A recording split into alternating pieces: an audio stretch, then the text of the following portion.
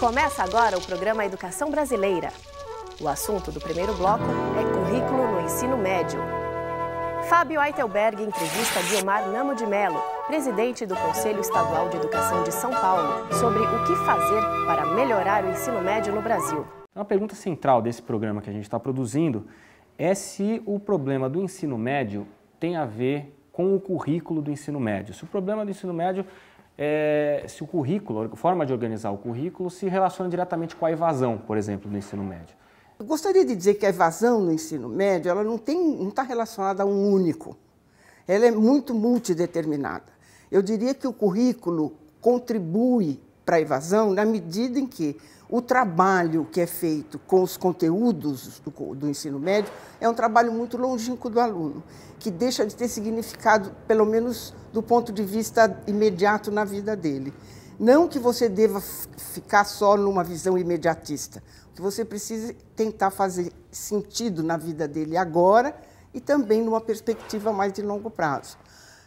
Então, acho que o currículo, sim, o modo como ele é entregue na sala de aula, que é o que a gente fala que é o currículo em ação, ele contribui, sim. Mas veja, currículo é muito mais do que um conjunto de disciplinas. Currículo além do conteúdo, envolve a atividade que o professor faz, a atividade que o aluno faz e a mediação que isso tem por meio de vários suportes que a gente chama hoje tecnológicos. Pode ser o suporte do texto, pode ser o suporte da aula expositiva, ou da TV, ou do computador. Então, esse conjunto de coisas que é o currículo em ação, é o currículo entregue na sala de aula. É aí que está o problema. Não exatamente na definição que é feita antes, que nós chamamos de diretrizes, propostas. Isto tudo tem uma relação, às vezes, longínqua com aquilo que é entregue em sala de aula. O problema é o currículo em ação? O problema é o modo como o currículo é entregue. Por melhor que sejam as diretrizes, se não houver uma mediação correta do ponto de vista do professor, do material, do tempo e do espaço, tudo isto é o currículo em ação. E é aí que estão os grandes problemas. O primeiro dos quais, eu diria, é a falta de formação de professor. É a dificuldade que o professor tem de fazer esta relação, essa articulação entre o conteúdo de uma disciplina ou de um componente curricular e a sua prática de sala de aula e a vida do aluno. Então, essa questão não é simples, é uma questão complexa. Pode parecer simples, às vezes tem gente que diz, bom, eu resolvo isso com gestão. Resolve em parte, não resolve totalmente, porque ali, naquele momento em que está o professor e o aluno na sala de aula, que ele é um território que ele é indevassável se você não tiver uma formação de professor adequada e uma provisão adequada de condições de trabalho, tempo, espaço, material, enfim, tudo aquilo que é necessário para ele realizar o seu trabalho. Quer dizer, então as diretrizes curriculares para o ensino médio, para o professor de ensino médio que não tem um preparo adequado, então, na verdade, ela não ajuda. Ela ajuda muito pouco, ela dá um rumo, com certeza, ela pode ajudar, por exemplo, muito os cursos de formação de professor, porque se ela realmente fosse uma boa condução, digamos, dos cursos de formação de professor, ela estaria atingindo indiretamente ou a médio prazo a sala de aula. Não é? Como há um divórcio entre o modo como o professor é formado e as normas e legislação nacionais, não é? E a própria realidade da escola, então isso tudo divorciado, quer dizer, quem acaba realmente arcando com as consequências deste conjunto de dificuldades que vem da gestão pedagógica, etc., é o aluno. Não é? E isso é lamentável, porque nós temos boas diretrizes. Eu diria que diretrizes existem boas e não tão boas, mas que essa diferença não seria tão relevante se nós tivéssemos uma escola preparada, com bom projeto pedagógico e um professor bem preparado. A senhora foi relatora das primeiras diretrizes na época da nossa atual LDB, né? E depois disso, a gente passou por uma década com algumas emendas constitucionais que obrigaram algumas disciplinas, tais quais como filosofia, sociologia, né, que acabaram talvez engessando um pouquinho o currículo dentro do ensino médio. O que a senhora acha disso? A senhora acha que isso Com certeza, você tem toda a razão em relação a essas emendas que foram feitas à LDB, mas eu acho que para entender melhor isso a gente tem que voltar um pouquinho. Quer dizer, o que aconteceu em 97 e 98 é que foram escritas as primeiras diretrizes para a educação básica como um todo, educação infantil, ensino fundamental. E eu fui a relatora das diretrizes do ensino médio. Não é? Havia ali 2 enfoques que eram importantes, de que a formação básica para o trabalho devia existir em todo o ensino médio, em todas as disciplinas ou conteúdos, não é? E de que o currículo seria menos carregado de disciplina. E isto porque o paradigma curricular da LDB que empurra nesta direção. Né?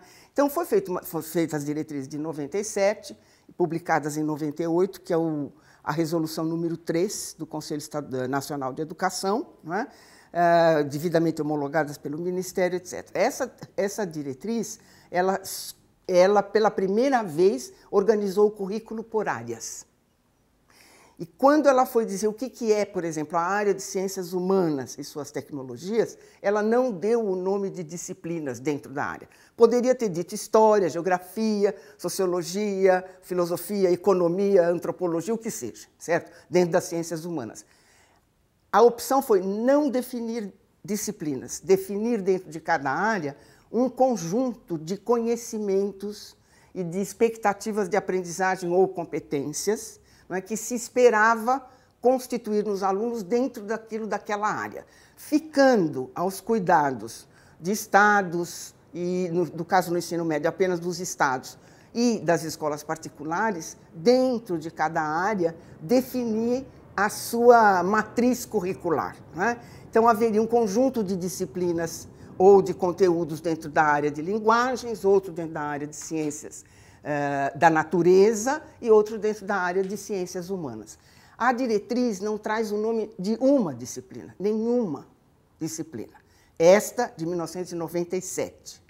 Ela também não estabelece carga horária obrigatória para nenhuma disciplina. Ela apenas diz que todas as 3 áreas têm que estar contempladas nos currículos.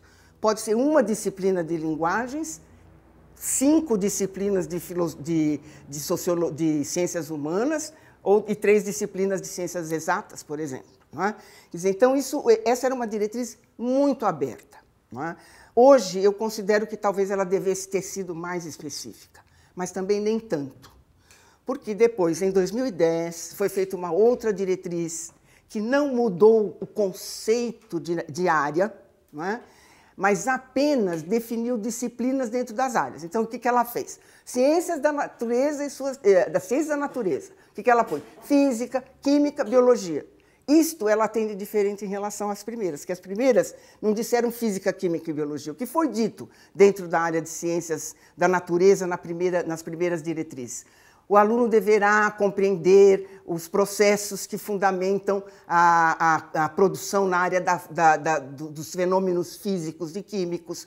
O aluno deverá, em linguagens, ele deverá dominar a língua portuguesa, mas não diz que é língua portuguesa, não faz um rol de disciplinas. Estávamos nisto entre 98 e 2010, concordando no básico. Não havia nenhuma incompatibilidade entre as diretrizes de 98 e as de 2010. Mas talvez eles tivessem sentido necessidade de estabelecer alguma coisa mais da filosofia mais adequada do ponto de vista do novo governo e de listar as disciplinas dentro das áreas. Mas continuávamos nas áreas. Né? No começo deste ano, em 2012, por algum motivo que para mim nunca ficou muito claro, não é? O Conselho Nacional escreve novas diretrizes para o ensino médio. Então, na verdade, nós estamos na 3ª geração de diretrizes. Nenhuma delas devidamente absorvidas, incorporadas, implementadas, mas estamos na 3ª geração.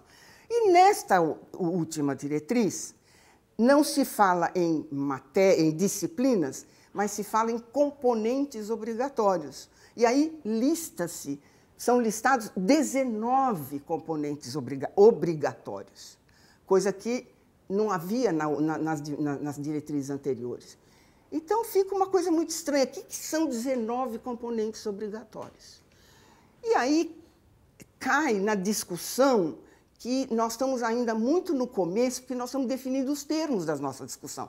A pedagogia brasileira ficou quase 20 anos sem olhar para a questão curricular, não é? Sem produzir conhecimento a respeito.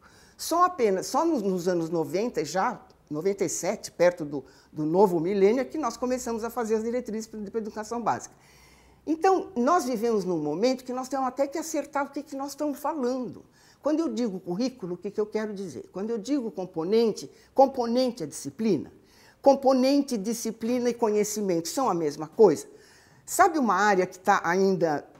Ela é muito verde, ela não amadureceu, então ela tem que começar a definir os termos e os protagonistas desse debate.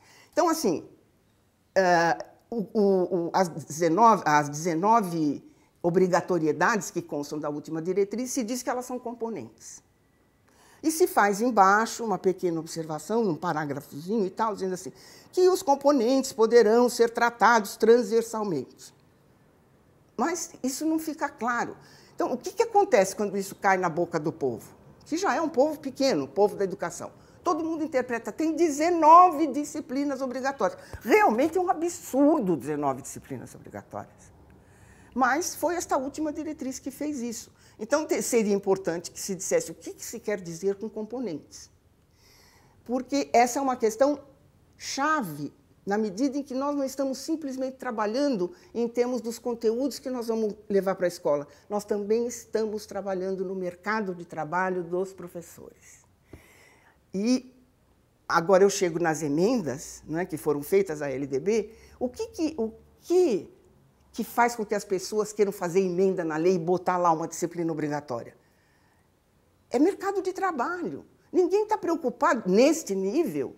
Não é? Quando eu ponho lá música, um componente obrigatório de artes, eu não estou preocupado com o que o ensino da música pode gerar de aprendizagens úteis aos alunos. Eu estou preocupado que tem gente que precisa ter um emprego para lecionar música. Não é? E assim tem sido feito. Com a história da filosofia e da sociologia, eu acho que é um exemplo emblemático que vale a pena ser narrado.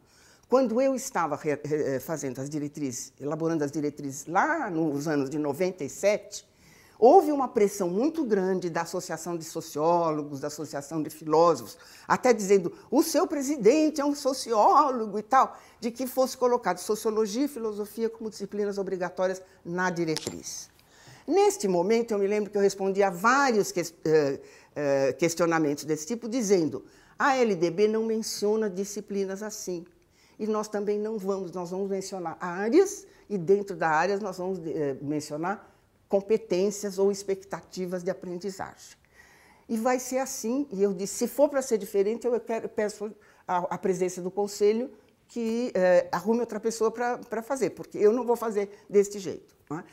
E eu argumentava nesse sentido, dizendo que a LDB tem um artigo específico sobre sociologia e filosofia, que era o artigo original lá da LDB, tal como ela foi aprovada em 96, que dizia que no currículo do ensino médio deveriam haver conhecimentos de sociologia e filosofia necessários aos exercícios da cidadania. Tá? Eu sempre interpretei que esses conhecimentos de sociologia e filosofia seriam conhecimentos que poderiam ser ministrados ou numa disciplina específica chamada sociologia e filosofia, ou o aluno poderia estudar filosofia em várias outras disciplinas ou conteúdos curriculares. Você quer ver uma coisa mais interessante para conhecer filosofia do que a física e a matemática? Afinal de contas, Pitágoras era um grande filósofo e é um dos fundadores da matemática ocidental. Né? Para entender um pouco de sociologia ao estudar literatura, ou história, ou geografia. Então, a sociologia e a filosofia estavam lá, contempladas, mas elas não estavam na forma de disciplina e eu não a coloquei. Nos debates que se sucederam neste período, fui várias vezes abordada sobre isso e mantive a mesma posição. Logo que terminou o governo, que entrou outro governo, o Conselho Nacional de Educação aprovou um parecer dizendo que sociologia e filosofia deveriam ser disciplinas obrigatórias e, imediatamente, entrou uma lei no Congresso transformando. E aí, o que eles colocaram? Disciplina. disciplinas, eles usaram o nome, disciplinas obrigatórias, né? E nos 3 anos do ensino médio.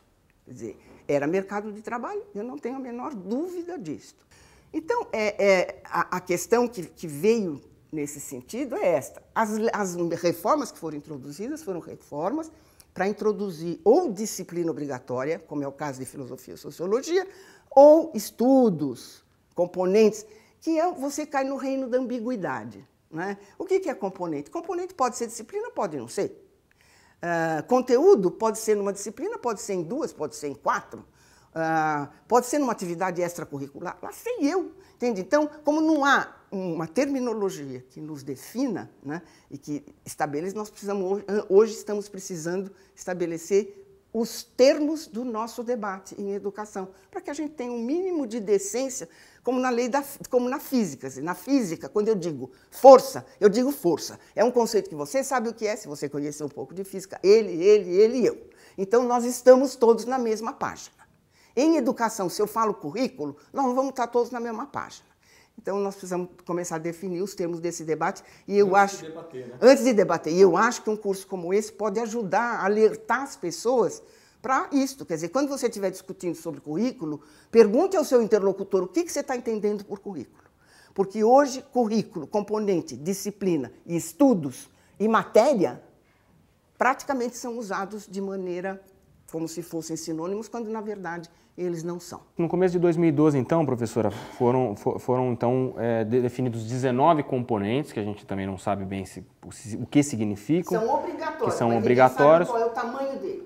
E aí a gente tem o Ministério da Educação, depois do resultado do IDEB, que é um resultado que não favoreceu o ensino médio, dizendo que vai redefinir as áreas, as grandes áreas, né, deixando a matemática exclusiva numa área à parte, né? E ainda falando pensando em como mexer no currículo, né? A senhora acha que isso pode mudar o resultado da educação? Veja só, deixar a matemática numa área à parte, eles já tinham feito nas diretrizes de 2010. Provavelmente o ministro, como o problema realmente é complexo, o ministro não tem obrigação de conhecer tudo. Provavelmente o ministro não estava sabendo da longa história que os pedagogos inventaram atrás da questão do ensino médio, né? Por quê? Porque separar a matemática já foi uma coisa feita em 2010. Achei que foi ótimo, foi muito bom que tenha sido feito. Quando nós fizemos a proposta curricular em São Paulo, também já separamos materiais, matemática. Então, não se trata disso, não adianta. A área já existe. O que o ministro disse, eu ouvi na televisão, assim, agora vamos organizar o ensino médio por área, como se aquilo fosse a última descoberta. E está feito desde 97, foi referendado, digamos assim, por este novo governo nas diretrizes de 2010, e ninguém disse que as áreas estavam extintas na diretriz de 2012. Porque é muito interessante no Brasil, a gente vai fazendo as coisas, mas a gente não diz assim, revogam-se as disposições em contrário.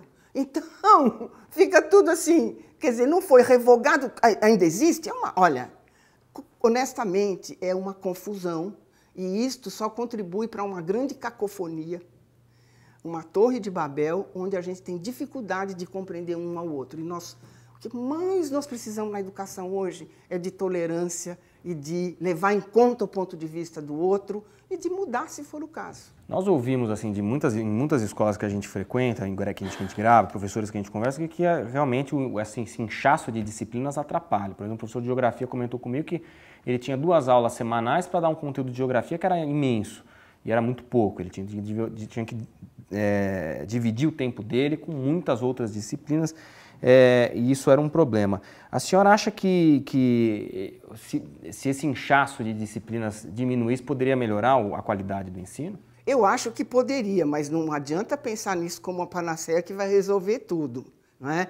Assim, não adianta só fazer isto. É preciso que você preveja tudo. Você quer ver, por exemplo, por que o professor de geografia, por que a escola desse professor de geografia manteve história e geografia separado? Porque na universidade são formados professores de história e professores de geografia. A universidade não diz, estou formando um professor que dá conta dos conteúdos de história e de geografia até tal nível, ou até, por exemplo, até a 8ª série ou a 9ª série do ensino fundamental. Né? Como ela não diz isto, o professor sai do curso de formação dele com um diplominha de história. Aí entra na máquina. A diretoria de ensino, quando ela vai atribuir aula de história, ela não vai atribuir aula de história para o professor de geografia, ela vai atribuir aula de história para o professor de história. E o de geografia vai ficar só com 2 aulas, quando estas 4 aulas poderiam ser reunidas e dadas a um só professor. Nem que você não fundisse, mas eu tenho um professor na minha escola que vai dar a disciplina de história e a disciplina de geografia ao mesmo tempo. Isso é uma maneira de tratar. É uma maneira de tratar. Acontece que isso você tem que terminar com os feudos disciplinares na universidade. Quer dizer, é na formação de professor que você vai ter que... Quer dizer, nós fizemos isto, já fizemos e bem. Até o 9º ano neste país só tem uma disciplina chamada ciências. Tá? Não tem física, não tem química, não tem biologia. Só separamos as ciências no ensino médio. Então, o exemplo já está aí. O exemplo já está aí, certo? Agora, o pessoal diz assim, não, mas aí baratearam a licenciatura do professor de ciência. Mas isso é um problema da formação do professor. E eu, quando eu mexo no currículo, a minha capacidade de intervenção é boa, mas é limitada. E o aluno poder escolher, professor? O que você acha do aluno poder escolher? Como era lá em 61, quando tinha o clássico científico e tal, que o aluno podia... Claro que tinham outros problemas, outro contexto e tal, mas o aluno poderia ir para uma área que ele se sentisse mais apto a estudar. O que a senhora acha dessa possibilidade? Eu acho que é interessante. Você dar escolha para o aluno é muito bom. Agora, vamos antes pensar o que significa isso do ponto de vista da gestão também. Porque sem gestão também não dá, né? Então, se eu tenho uma eletiva de aluno, eu preciso trabalhar com grupos relativamente grandes, porque eu não tenho condição de ficar picando as aulas de um professor, porque nessa escola só tem 3 alunos que querem tal coisa e 4 alunos que escolheram tal coisa. Então, o leque de opções tem que ser muito bem pensado, né? E a logística disso tem que ser muito bem pensada, porque não adianta eu fazer um leque de opções e aí ter lá uma disciplina, digamos que vai haver lá uma disciplina ligada à arte. E aí eu só posso contratar e nomear para dar essa disciplina um indivíduo que tem um diploma XPTO. Isso só vai complicar mais. Atrás disso tudo existe uma enorme máquina. Veja, em São Paulo eu tenho 200 mil professores, quase 5 mil escolas, e todo ano eu tenho que fazer a relação de quem vai dar aula do que aonde. Eu mexo com centenas de milhares de professores. E isso exige uma logística. O que acontece hoje? Como o professor de geografia só pode dar geografia, que é esse exemplo que você me deu, então ele dá 2 aulas de geografia aqui, 2 aulas de geografia lá, 2 aulas de geografia lá. Ele não fica na escola, ele não se torna parte, ele não é da equipe da escola. É como, sei lá, sabe o cachorro que vai fazendo o seu pipi de porta em porta? É assim, sabe? É um professor táxi. Isso você sente quando você entra na sala dos professores e que você não vê ali, por exemplo, uma mesa ou algum lugar que tenha, como tem aqui, na minha mesa, ou deve ter na sua também, lá do lado do seu computador, sei lá, a fotografia do seu filho, se é que você tem, ou do seu gato, lá sei eu. Alguma coisa que diga, fulano de tal trabalha aqui. Você não vê isso em muitas escolas. E, no entanto, se você entra numa escola particular, onde os professores são da escola, você nota até no ambiente físico que ali existe uma pessoa, quer dizer, esta mesa é de fulana, né? O professor não. Então, se nós reuníssemos o currículo, se não fosse por nada, nós poderíamos resolver este grande problema de ter uma equipe mais estável na escola, que é questão fundamental para você ter um bom projeto pedagógico. E aí o tal currículo em ação. Tal currículo em ação. Então, essa reunião por áreas é muito boa. Quer dizer, eu não preciso de um professor de filosofia para dar 3 anos de filosofia do ensino médio, independentemente da história, da literatura ou da matemática que ele vai estudar. Sabe? Quer dizer, eu posso ter um professor de filosofia para dar literatura, para dar história e geografia. Ele é formado em filosofia, mas ele dá conta. Professora, para a gente finalizar, o que o Conselho Estadual O que compete ao Conselho Estadual nesse assunto do ensino médio? Ele pode mudar alguma coisa? As diretrizes estaduais, elas podem contribuir para que isso mude de alguma maneira? Com certeza. E, aliás, o Conselho Estadual de São Paulo já tem uma deliberação a respeito de currículo do ensino da educação básica, de autoria do conselheiro Huberti Alqueres. E tem que mudar agora, mas, assim, eu acho que os conselhos estaduais, primeiro, tem que saber qual é a diretriz e o que é válido no ensino médio, porque hoje está armada esta confusão, que obviamente nós vamos resolver, né? Para ficar claro. Por quê? Porque o Conselho pode dar diretrizes complementares. É muito simples. Veja só, as diretrizes nacionais diziam que o ensino médio tinha 2.400 horas. Né? Não dizia qual carga horária cada coisa tinha que ter, mas o total é sagrado. São Paulo, já há alguns anos, tem mais de 3.000 horas, ou tem quase 3.000 horas. Se não é por nada, São Paulo pode fazer diretrizes para este tempo, se ele quiser. Então, o Conselho Estadual de São Paulo tem muito o que contribuir em diretrizes complementares. Por exemplo, se de fato não estiver claro em lugar nenhum, o que quer dizer componentes, ao Conselho poderia competir, definir. Em São Paulo, componente terá este significado. Agora, nós temos que ver o que nesse momento contribui. Porque não vamos bagunçar mais a prática das escolas. Complicar ainda não é complicar ainda mais. Vamos primeiro tentar resolver os termos do debate e tal, para a gente poder avançar. E vamos esquecer essa história. Eu não faço questão de ser eu a relatora das diretrizes do ensino médio, mas uma tem que ter. Que seja aquela, que seja esta. Certo? Mas alguma tem que ter, e nós precisamos ter as diretrizes, não porque eu gosto, porque o meu partido, porque o meu governo, mas porque é o que está de melhor para o ensino médio nesse país. E eu acho que, nesse sentido, a gente deve muito olhar para fora. Olhar como é que tem sido resolvido alguns problemas do ensino médio em outros países, porque o Brasil não tem esse privilégio. Ensino fundamental é mais ou menos uma coisa tranquila no mundo inteiro. Mas ensino médio até hoje é problemático. Veja, por exemplo, no caso da Alemanha, como no caso da Inglaterra, não é bem que seja uma total escolha do aluno, é a escola, que é uma escola que tem uma vocação de determinado tipo, ela faz uma escolha, ela recorta um currículo de acordo com a sua vocação e o aluno elege a escola. Mas que é diferente do que a gente pensa em eletivas aqui, que a gente pensa em eletiva disciplina por disciplina. Como nós não conseguimos nos libertar da ideia de disciplina, seria uma coisa assim, eu quero tal disciplina tal. Não é exatamente isso. É um recorte curricular específico. E também nos Estados Unidos, as escolas secundárias que funcionam bem, são escolas com vocação própria. Tem escolas que têm uma vocação mais na área de arte, escolas que têm vocação mais na área de ciência e tecnologia, não é?